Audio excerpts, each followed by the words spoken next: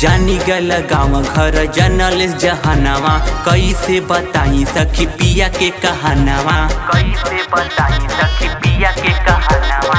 जानी गल गाँव घर जनल जहानावा, कैसे बताई सखी पिया के कहानावा। ओकर बतिया निराली बा, ओकर बतिया निराली बा। चोली से सटल रजधानी बा, इह पियावा कदी निशानी बा। चोली से सटल रजधानी बा, इह पियावा कदी निशानी बा।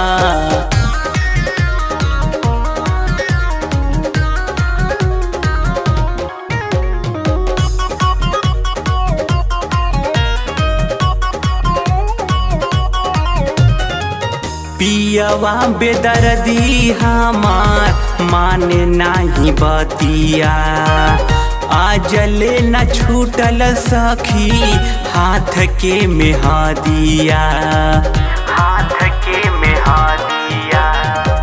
पियावा बेदर्दी हमार माने नाही बतिया, आजले न छूटल सखी हाथ के मेहदिया, हाथ के मेहदिया। दिल बहलावे कोरा में सुतावे, बनल बतिया निशानी बा, बनल बतिया निशानी बा। चोली से सटल रजधानी बा, इह पियावा कदी निशानी बा। चोली से सटल रजधानी बा, इह पियावा कदी निशानी बा।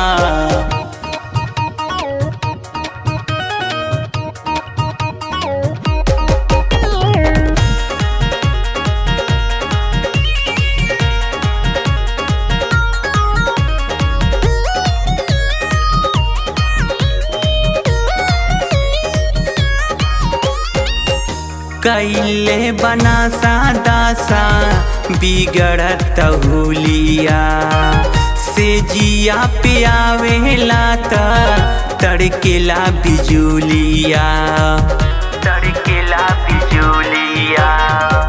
कैले बना दासा बिगड़त हुलिया, से जिया पे आवे आनंद तड़केला बिजुलिया, तड़केला बिजुलिया। कैसे बताई सुती नहीं पाई, कैले कमावा भारी बा, कैले कमावा भारी बा। चोली से सटल रजधानी बा, इह पियावा कदी निशानी बा। चोली से सटल रजधानी बा, इह पियावा कदी निशानी बा। जानी गल गाँव घर जानल जहानावा, कैसे बताई सखी पिया के कहानावा। ओकर बतिया निराली बा, ओकर बतिया निराली बा। चोली से सटल रजधानी बा, इह पियावा कदी निशानी बा। चोली से सटल रजधानी बा, इह पियावा कदी निशानी बा।